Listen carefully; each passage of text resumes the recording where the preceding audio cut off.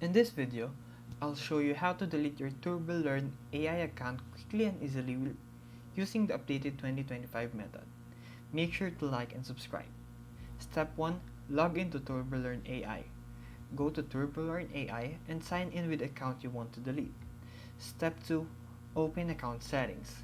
Click your profile icon and select Settings or Account Settings from the drop-down menu. Step 3. Find the Deleted Account option.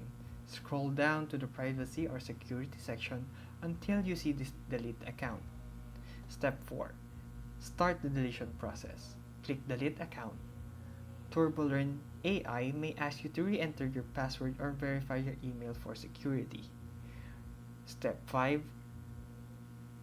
Read the confirmation notice. This will permanently remove your data.